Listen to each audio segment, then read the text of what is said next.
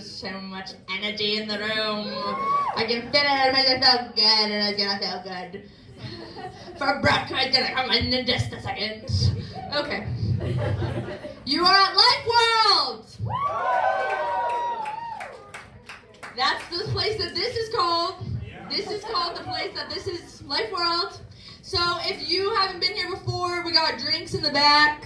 Everything's under $10. Everything's accessible. And we got you, and you got no big, I gotta move quickly. So it's tip the bartender, tip the bartender, tip the bartender. That is the deal. And then,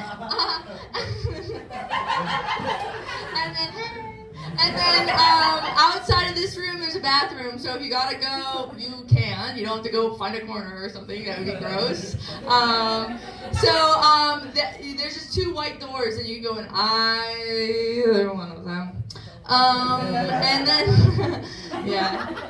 One bathroom used to be better than the other, but they're about kind of the same. LifeWorld's having a glow up. I don't know if anyone's noticed. It's awesome here. Okay, and if there is some kind of fire, how could that happen? Don't start one. Unless it's in your soul. So yeah, don't start a fire, but if someone does, what a bummer, and we're all gonna have to get the fuck out of here. And how do we do that? We walk, not run, down the cement stairs that we walked up. So you all know the way, okay? Don't act like you don't. I don't want to have to lead you all in an emergency, okay? Lead yourselves. And that is kind of honestly all from me for now. So without further ado, you're here to see the show literally anything. Give it up for Brooke Eliot!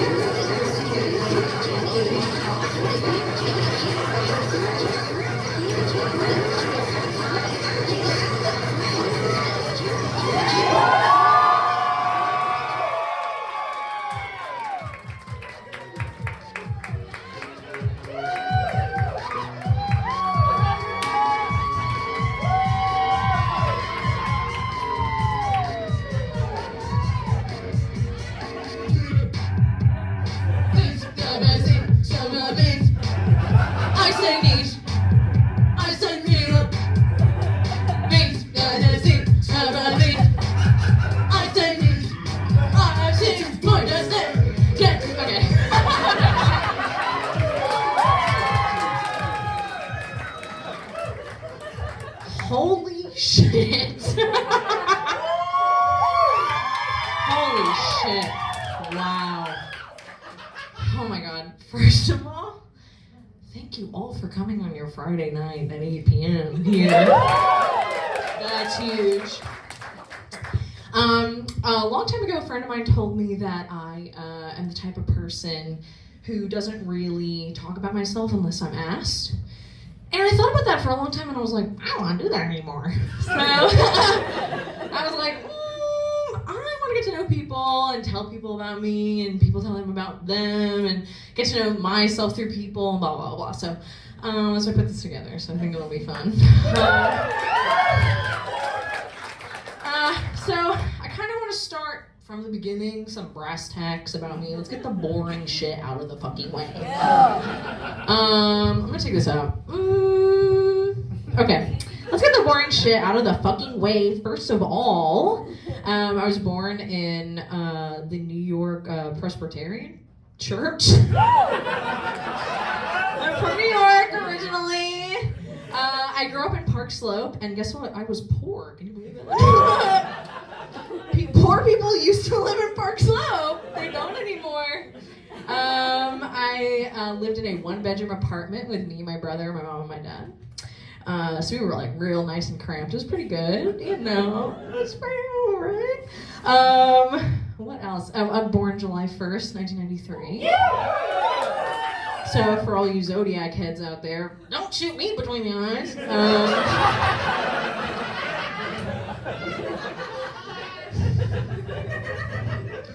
For all you Zodiac heads out there, I'm a Cancer. Because I can kill everything I love from the inside out, cell by cell. I'm gonna take this from you. Thank you. I'm gonna need it. I used to write a lot of dark jokes. I used to they don't tell you that when you heal up yourself emotionally and really take care of yourself, your humor really does change. That's not fucking funny. It is. Anyway, right, okay. My rising is a Scorpio, my moon's a Sagittarius, so do with that information what you will. I got into Enneagram recently. Anybody else? Any Enneagram heads? I'm a 3. Anyway. Everyone's like, okay, cool. But yeah, I grew up, I was a pretty lonely kid and pretty sad and sickly overall. I really truly was not doing well. I probably cried every day. No fucking joke. I literally have a tattoo that says cry baby. And I got that. I'm a little embarrassed because sometimes people are like, is that Machine Gun Kelly thing? And I'm like, that's fucked up, actually. That's fucked up.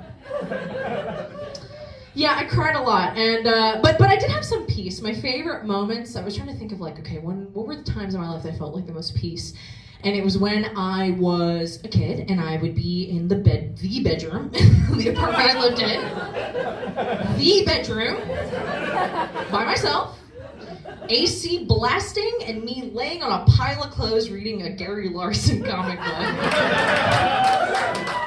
That is the top of the pops for me. I think loneliness is really great. I think pain is a really great a motivator and cultivator of personality, because you can't really have one without the other. You can't really enjoy life without pain, unfortunately, because life, is suffering, and so you really have to make it work for you. So anyway, let's talk about me now. I'm 28. If you guys know how to do math. I'm very stupid. Number 1. No, I'm kidding. I'm not good at school. That's number 1 for me. I'm not good at school. Yeah, anyway, I'm 28, and I live in Brooklyn. I have a cat. Things are fun and fine and dandy. When I was, for college, I went to school for musical theater. And I gotta tell you guys, I didn't tell anybody that for a long time. I kept that shit zipped the fuck up. I was not gonna tell people about that. People who I had met when I moved back, did I mention that I moved from New York to Florida yet? Great, okay, so I'm skipping ahead, I'm getting really excited. So when I was about 11, me and my family moved to Ocala, Florida. Any Ocala heads in the house? I know some people here from Ocala. It's about a half hour south of Gainesville and 2 hours north of Orlando. For everyone who likes maps. Yeah, that's right. That's right, everyone. All the Ocala people are like, that's right. That's right. That's right. So I went to college in Florida for musical theater. So that's where we're tying right back. And guess what, guys? I dropped out! I dropped out of school! I dropped out. Yeah. I dropped out of school. Yeah. Am I dumb? Yeah. Do I know how to talk? I don't think so. Oh, I was watching my favorite movie the other day, and it was with I don't know, anaphylactic shock. Oh my god, I love your necklace. Is that made out of pubic zirconium? Me, stupid. I have had so many mean teachers in my life. I kind of think they're paid fairly.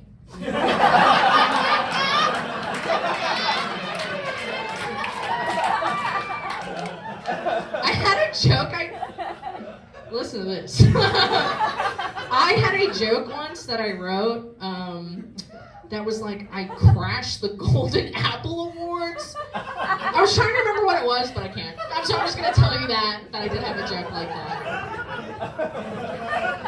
Oh, I'm like, look how I'm holding this. I'm like,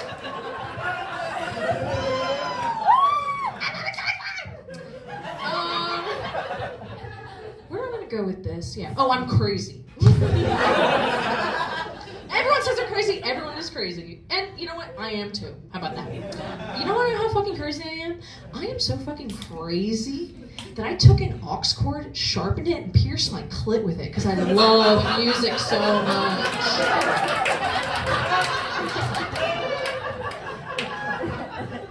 I love music.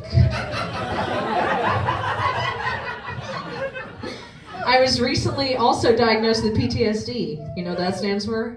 Pussy tight sorry disease.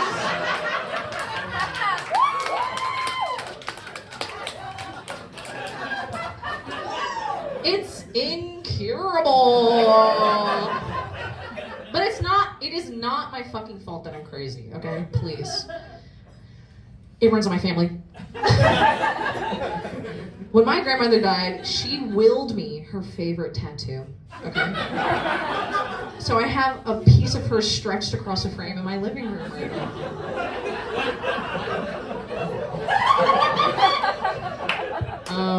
That's romantic.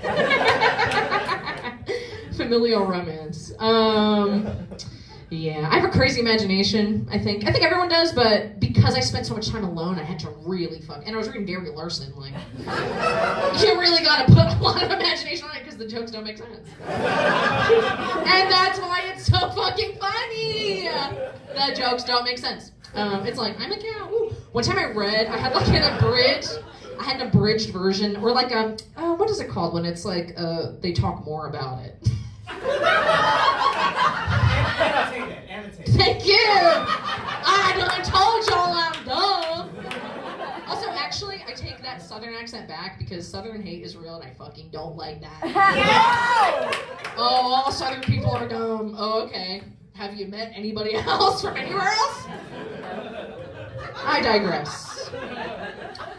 What was I talking about? I had this Gary Larson book that they talked about more about the thing. And there was a thing where, I don't know why I'm talking about this, but it really stuck in my head that there was a comic with like a dog humping a car and he had to edit out the humping because someone got mad. I just remembered that, just felt like I would share.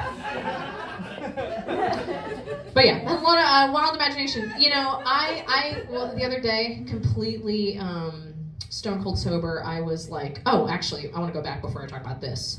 I love weed. Anybody else? I love it. It's really great, blah, blah, blah. It's awesome. However, sometimes I have to quit. I have to kind of like go through phases because it really fucks with my head. I want to tell you guys something that's really like, it's kind of personal to me. The last time I had to quit weed, it was because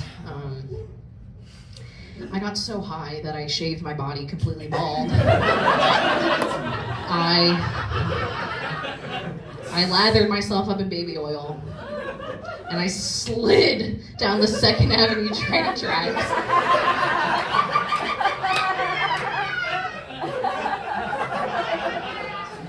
And the MTA fucking pointed and laughed at me. And people were hopping on my back. I'm like, what the fuck am I supposed to do with this? I didn't know what to do. This was before I like could speak in my voice and be like, no, don't do that. No. Yeah, it was not great. And then another time after that, because I didn't really quit. I had to quit because I was laying in my bed, eyes just flat against the ceiling. Not a thought in my mind. My mind was a white, padded room. And one phrase kept bouncing around the walls like the DVD logo, which was, by the way, a phrase I made up, which is, a definition of a word is made up of other words. And I was like, this ain't good, man. I'm like, this is not good.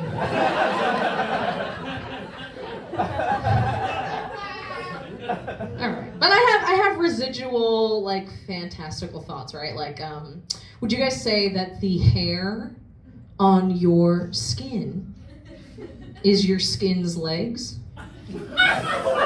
Because it stands up.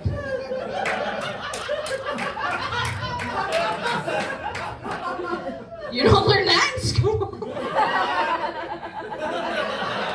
Oh, why do we do this and not this? That's huge to me. Thank you. It's huge. You know, fuck you. Could you imagine doing that? I can imagine it, and I don't know if it would be effective or not. I think I'll have to practice in real life. Oh, man. You know, all of these thoughts, and, you know, oh, people say with weed, like, you stop dreaming, but I dream a lot. I have a lot of dreams. I kept having this recurring dream that I was on a date with some guy, and he kept saying over and over and over again, do you know the band? Do you know the band? Do you know the band? Do you know the band? Do you know the band? Do you know the band? Do you know the band? Do you know the band? And I was like, yes, it's Tame Impala!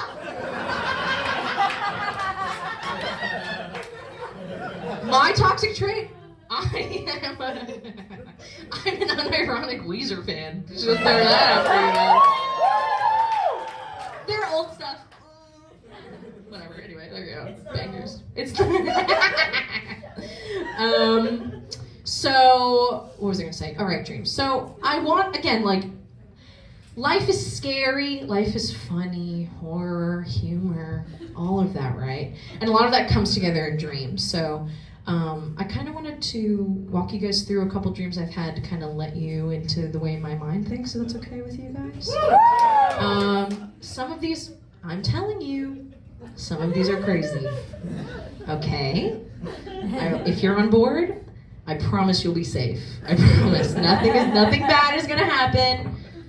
I promise, okay?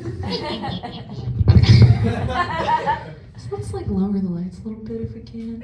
Put on a little, make it a little funky in here. Everybody close your eyes, okay? Just relax, it's meditative, right? Okay.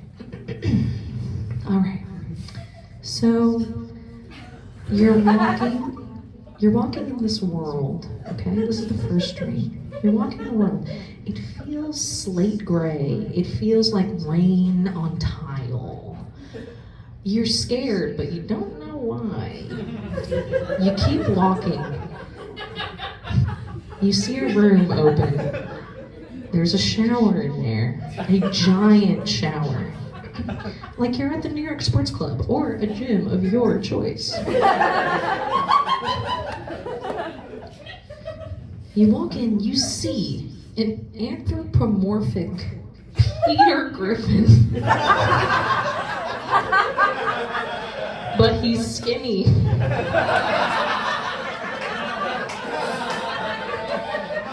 And has a vagina. And is masturbating. You walk in on this. You're not scared yet, you're a little more confused. All of a sudden, Peter Griffin's clones start apparating in front of you, as if the masturbating is what makes them come to life. That's one of the dreams.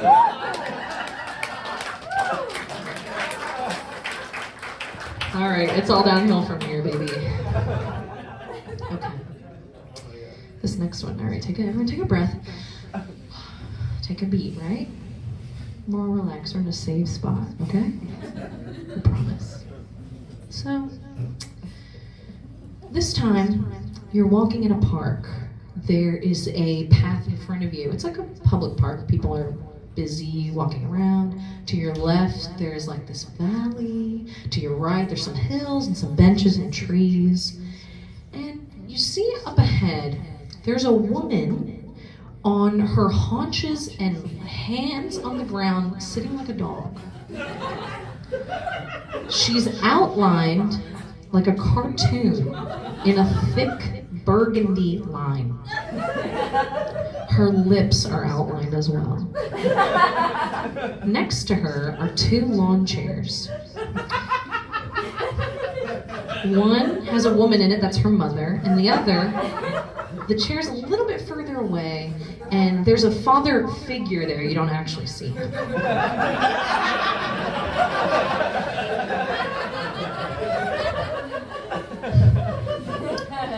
You look at the mother and say, "Oh, is that your daughter?" The burgundy woman speaks in a voice so deep, it's unregisterable.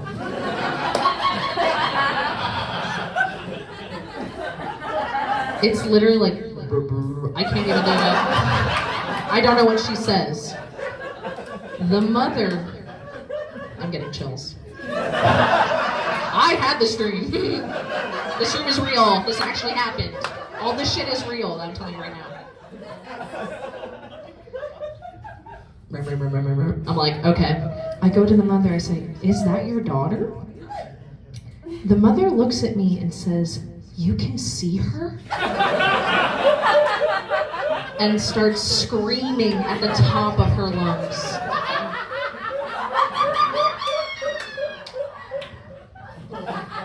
All right. Everybody take a breath. That's the second dream. That's the second dream. Okay. The third dream. And this one's hard for me to tell because it's a doozy. I promise you this. It's a doozy. All right, everyone. Take a breath. We're getting back in it, okay? All right.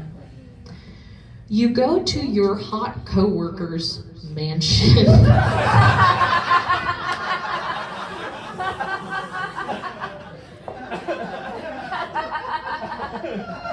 You walk in on what is the second floor. Why? It's a dream, baby. You can make it whatever you want. You walk in on the second floor. You walk, in front of you there is this, the whole room that you're in, or the part of the home is cylindrical, okay? So you walk forward, there's a banister, and from the second floor to the bottom is this giant aquarium.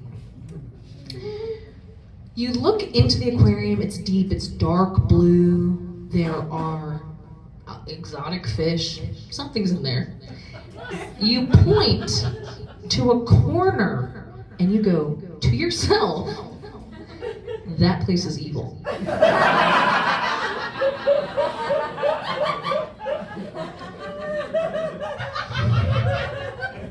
Buckle up.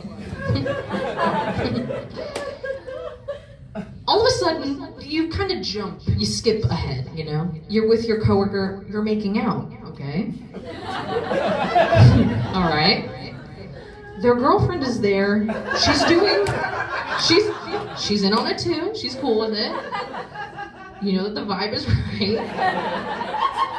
Have any of you guys done a threesome before? It's like, it's chill. She's upstairs, I know that I can hear her doing laundry. I'm sitting with him. We're in this alcove.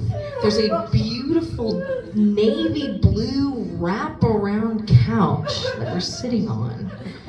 All of a sudden, suds. Oh, we're on the first one now.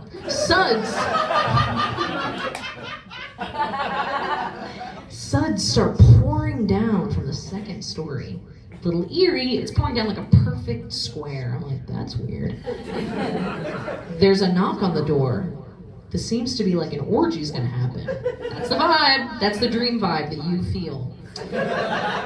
As you're pondering everything that's going on around you, you realize there's fear building up from the pit of your stomach.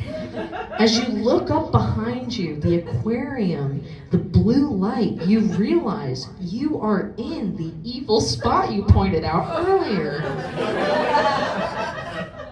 You're like, I gotta get the fuck out of here. People are starting to come in. Okay.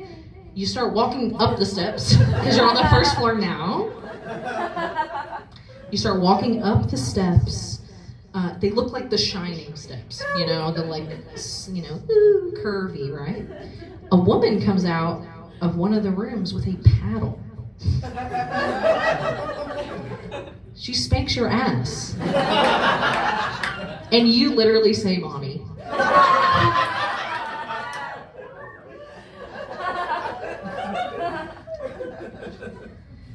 Now, you absorb that. She leaves. You walk up a little bit, a couple more steps to try to find a place to kind of gather your thoughts. Guys, I'm so sorry. You open the door, and there are 3 adults, 2 mentally handicapped adults, and their handler.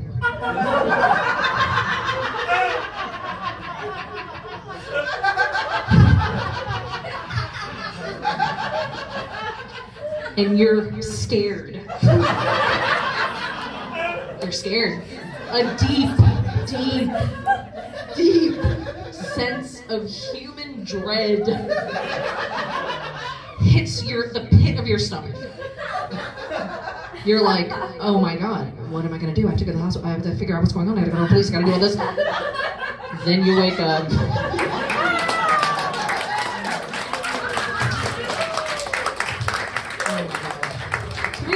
Can we turn the lights back on? Wow, guys.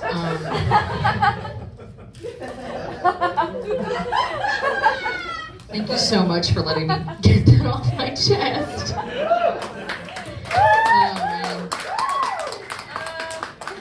Anybody have a cigarette or like a Juul? I'm like fucked up right now. Oh.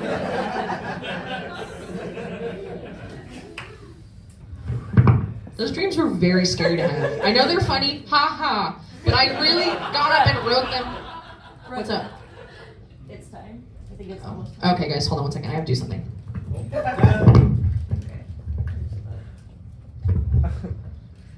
I'm sponsored. Just give me a second, okay?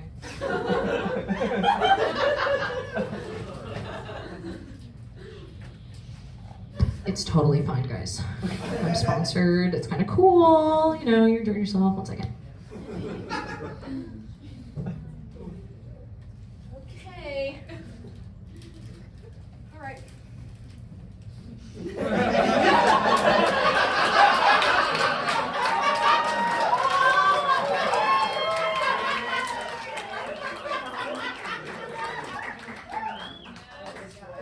Over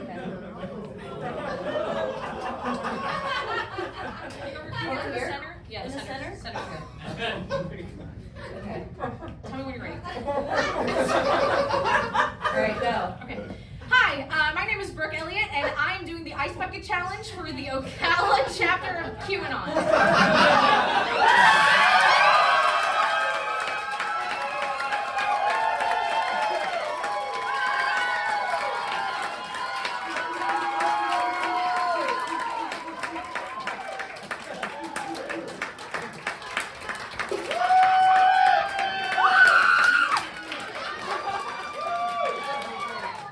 I'm gonna change now.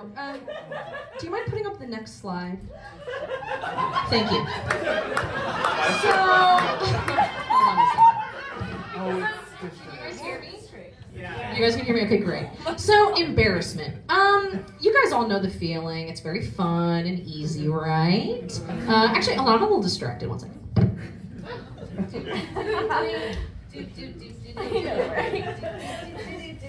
If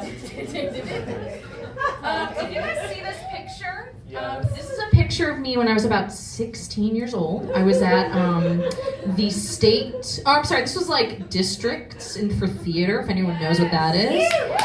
I was just playing Red Rover and almost fucking broke my elbow because some motherfucker got super excited by it, like a psycho. You can see that I have a napkin in my shoe. That is because I did not have a Band-Aid. 1 moment, please. So I didn't have a Band-Aid.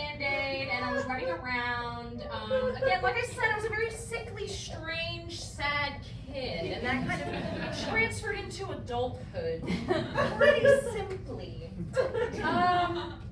You know, I think embarrassment is a beautiful feeling. If you go through it enough, it becomes fun. I have a little trick for you guys if you ever get really, really embarrassed a lot and you don't know how to handle it. I often will get intrusive thoughts as a person. I don't know if you guys deal with that too. Mine are usually of like, yay, oh my god. Usually mine are like of like self-harm. It's really terrible. I would love to tell you guys, but not on the stage. Like I would, but I just think people say that they're cool with it, but they get upset, and I understand. So I will often, when they're not like that, I'll get intrusive thoughts that are like embarrassing things that I've done. And a trick that I've found that really works is forcing yourself to think about it.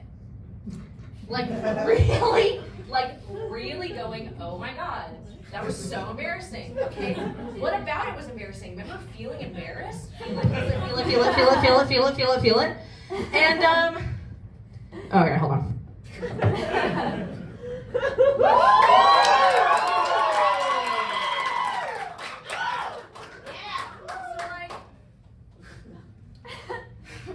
Literally.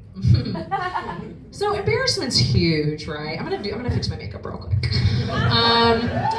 Embarrassment's huge. And I don't know if you guys know this, I curate a lot of TikToks on my Instagram account.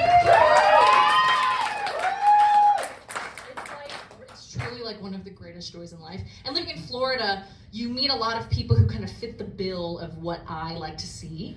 So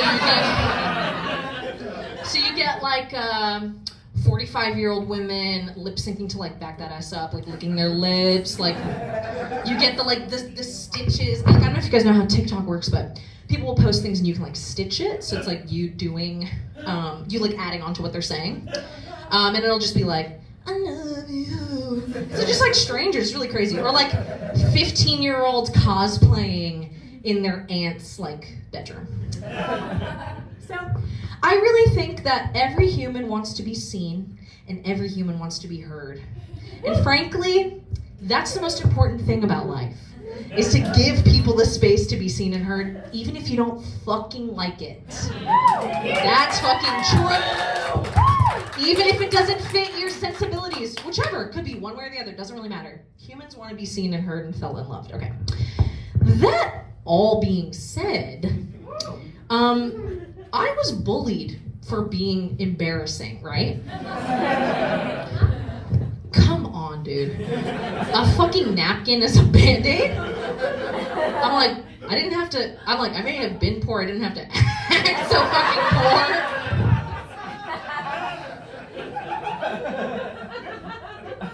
So, I kind of want to take this moment to, how do I say this? Pay homage? It's homage, right? Then what's homage? Because people say that shit too. I think that's bullshit. Actually, not too bad. I thought it'd be worse. This is cool, it's a little pink. Okay. I want to pay homage to a couple people who really influenced my life in a profound way. Positive, but also negative. And this is my chance to really just show you guys just what has really inferred my sense of humor, kind of taking back. What's it? Pussy bites back. I can't. Oh God, I can't even start with that. This is someone that I know who said some fucked up shit to me. Can you please play the next? Oh my god. When the news is all bad, when you're sour and blue, when you start to get mad, you should do what I do. Tell yourself how lucky you are. When your life is all wrong, when the fates are unkind, when you're limping along and you're kicked from behind, tell yourself how lucky you are. A white deep cry, a cloudy sky. Because the crazy universe, my philosophy is simply things could be worse.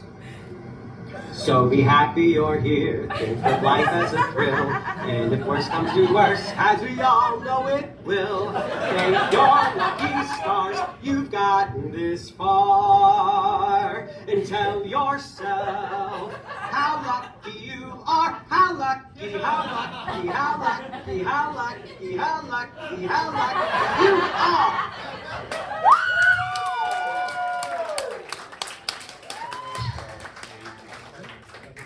I literally come to shit like that. It's hard to make you sit through it, but I gotta tell you, I could watch 6 hours of that shit. And even if I didn't know this person, I love this stuff. Okay. This next one, just 1 second. This next one is of my high school bully. Huge. Hey, and you know what, guys? I can sense you're a little bit like, that's fucked up. Guess what? They put this shit on the internet. And it'll pay off. It'll pay off. Don't worry. I promise, guys. I promise. Please roll the tape. Wait. One more time! This one's good. This one's really good. Do you believe in true love? Get out. What? Get the fuck out. What are you talking about? This is my room. What are you talking Get out of about? this house, I swear to God, I'll start screaming every time. I fucking Christ, Jesus. Tell me how you're going to stop it happening to Trump. I love this. You can never do that. She is so sorry. He doesn't have to. All he has to do is love.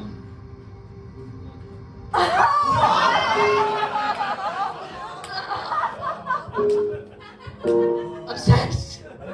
Honestly, Oscar. Hey, Olivia. How are you? Good. How are you? Good. Off early, and I'm excited we could finally make this work tonight. You know, with having to reschedule and stuff, it'll be nice to see you face to face rather than just chatting over Facebook. She's obsessed with barbecues. No, you chubby twat. I moved back home with my mom in Culver City after my apartment caught fire. What they don't know is that I set the fire, in addition to several other small fires in and around the San Fernando Valley.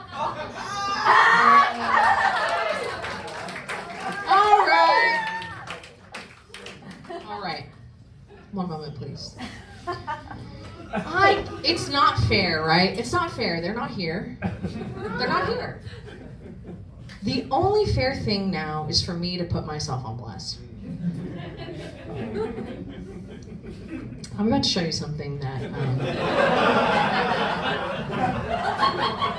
I've had nightmares about this fucking moment right now. I've had nightmares.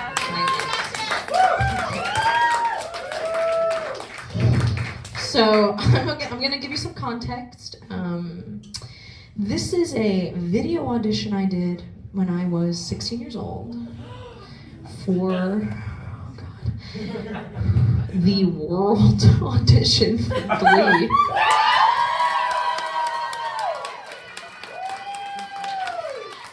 You gotta get ahead of the story. You gotta get ahead of it. Oh, this is gonna be hard for me, so buckle up. All right. Oh my God. I literally can't handle it. I literally can't handle it. This is True Colors. You with the sad eyes. Don't be discouraged, oh I realize it's hard to take courage in a world full of people. You can lose sight of it all in the darkness inside of you can make you feel so small. But I see your true colors shine through.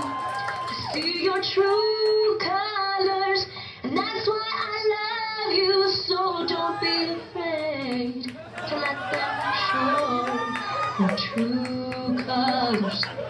True colors are beautiful like a rainbow.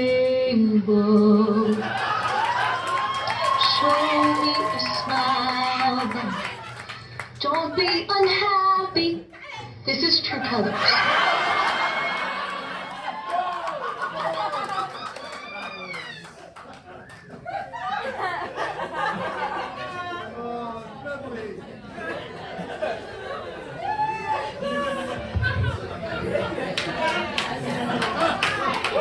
Oh my god, guys. Guys, guess what? In here is my acceptance letter to fucking Al Qaeda. My god, guys, I finally did it. Okay, so I've been I have been trying to get into Al Qaeda so I can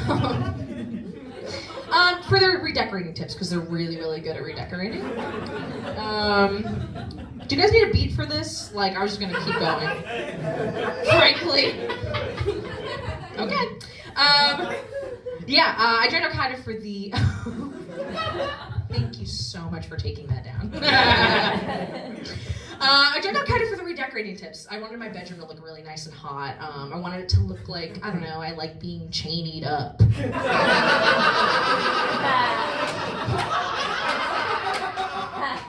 That I don't trim my bush. That I love war crime play. I have another beat of the joke where I'm like, destroy my pussy like a Twin Towers, and people don't like that. I should make something with like Inside Job. That's good. Okay. I can't tell if people are booing. That's fine. Actually, I like booing. That's totally fine. Yeah, I'm trying to be a better version of myself. I'm really trying to like reinvent myself. You know, joining Al Qaeda is really big. The other day, some guy called me a bitch on the street. So I ate his dog. I guess you are what you eat.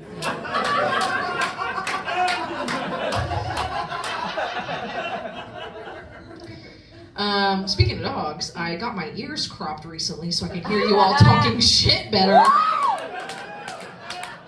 Everyone's talking shit. Everyone's talking shit. And the same thing I keep fucking hearing over and over again. Brooke's not as freaky as they think she is, and she says she is. She's not as freaky as she says she is. Oh, really? Oh, really? Not sponsored, unfortunately. Oh, really? Yeah, well, okay, why don't you talk to Eugene, the 45-year-old man I let do a striptease for me on Omegle the other night. Oh, that's not freaky enough for you? That's cool. Well, have you ever made love? Period. Have you ever? Because that's freaky, too.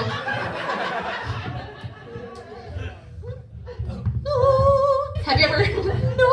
Have you seen the video of that woman singing opera and slapping the bus window? No. Yeah, I'm fucking freaky. I once made love to while the documentary about those people who got chopped up in that escalator was on in the background.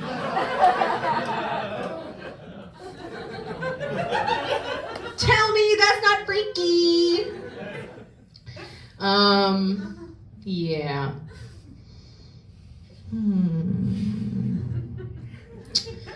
I lost my place.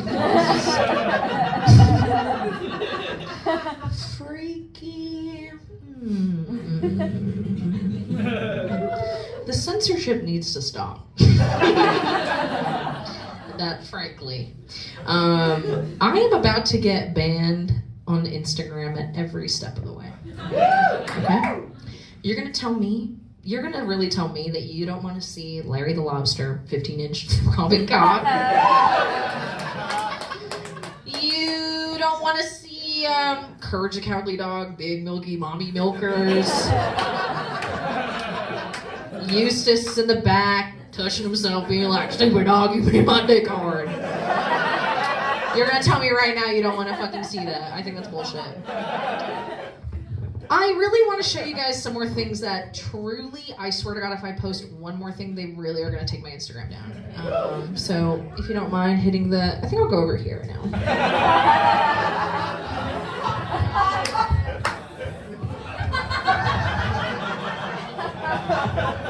Okay. See, it's like, look at this. Look at the highlights on the lobster.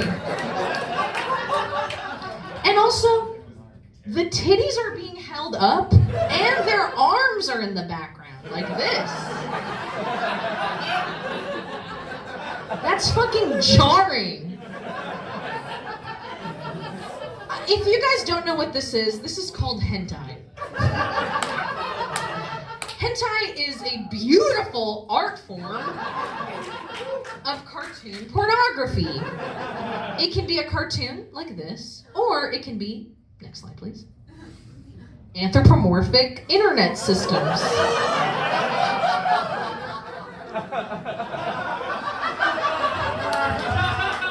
Looks like you don't have an internet connection, so wanna play? My favorite part about that is, if you don't know what that is the, that's that thing that happens when you don't have the internet and on Google Chrome, and it's a little dinosaur. Yes, I also really love the fact that there are a bunch of like what's it called? The little arrows that like indicate who is speaking. There's a bunch of them, and it's only one person. The next one's really great here too. It's oh no, you can stay on this. Maybe if you guys weren't such dicks to me, then maybe you get some of this. That is Internet Explorer. And in the background, there's a small, busty Microsoft that says, tell 'em, sister.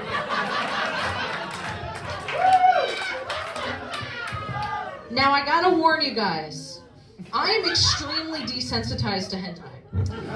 I spent a long time looking for things, for research purposes only, you perverts. And this next one is vile. Please.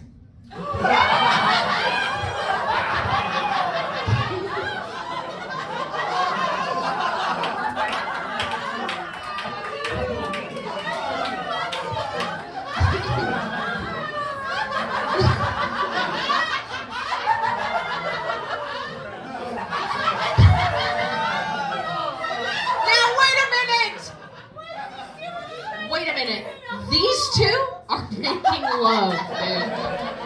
That is one of the most romantic positions I've ever seen in my life.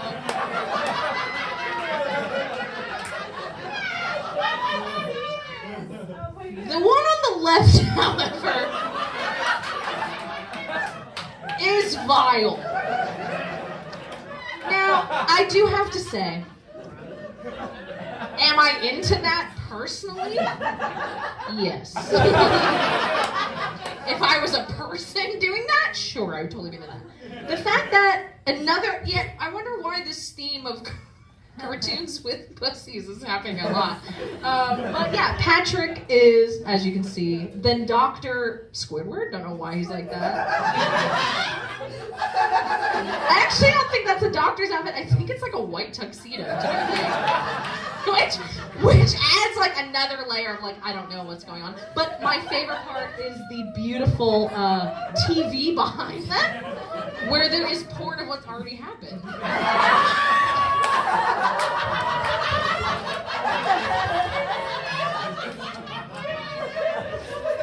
All right, let's get off the gas. Let's go to one that's a little easier for everyone. This is Mythbusters.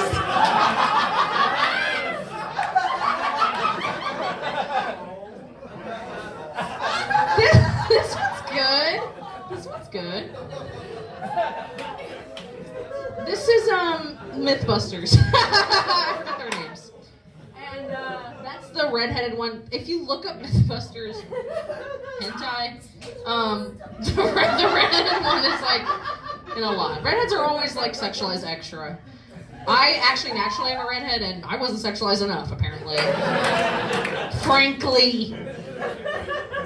So that one's good. And now I think I want to go to the one that honestly has the most romantic. It honestly is like the most sex positive thing I've ever seen in my life. I think it's really, I mean it. Please go to the next slide.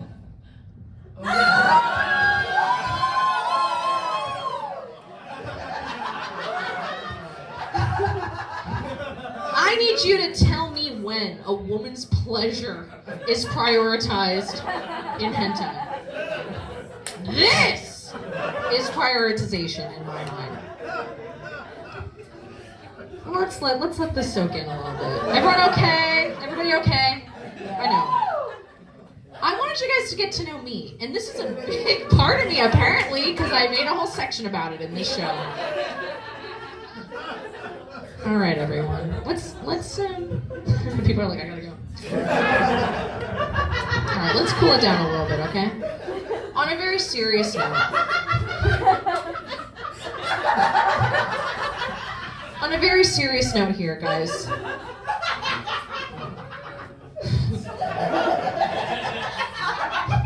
I'm being serious. Life is suffering. Humor and horror beautifully make life worthwhile. I'm gonna read a passage. I'm being very earnest now. I'm gonna read a passage from a book by my favorite author named Melissa Nutting, who also is a psychopath. I don't know, Melissa Nutting.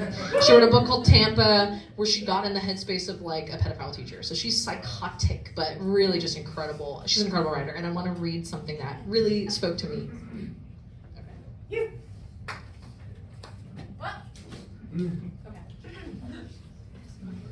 Okay, everyone. Y'all are gonna be surprised. Okay. This is serious. This is earnest. You guys don't believe me? Okay. Okay, everyone. Also, thank you so much for coming, really. Crazy to me. Okay. Humor and horror are both vehicles for examining the terror of loneliness, the absurdity of it. We attempt to deny terror and absurdity through order, schedules, routines, organization, and humor and horror both allow us to disrupt order and view the terror beneath. While horror tends to show this through the situational, something is out of order, a threat is disrupting order, humor can show this through the everyday, existence itself. Its very basis and contents is out of order. Death is out of order, suffering is out of order, pain is out of order. Humor lets us approach the spaces of terror in everyday life where order is not possible. Similarly, short stories with fabulous, surreal, or strange premises that escape realism lift the veil of everyday order to gaze at everyday terror. What's revealed to be the most surreal aren't the things that differ from reality, the odd settings or mythical beings, but the things that do not change no matter how bizarre the story's world, such as loneliness. Order wants to deny terror. Fabulism, absurdity, and humor are tricks against order. Humor is perhaps the most versatile of the three in terms of letting us acknowledge private pain in public. Order tells us not to be in pain in front of others, but humor lets us costume our pain for social presentation. In stories, humor can be a desperate act in the best way. It can show desperation. Humor allows us to convey terror without being shunned, and to experience terror without being isolated. Humor is a way of saying, I'm in so much pain that I'm willing to dress it up and show it to you. Laugh with me so that I will not be alone.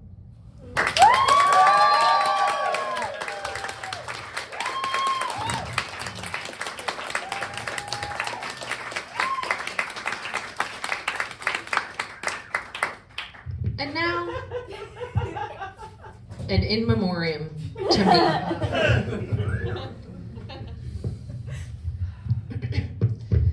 Hit it. Imagine all the people. I wonder if you can. Imagine all the people. I wonder if you can. Imagine all the people learning if they can. You may say I'm a dreamer, but I'm not the only one. Look at me. I hope someday you'll join. Oh my God. And the world will be as one. That's me as a baby.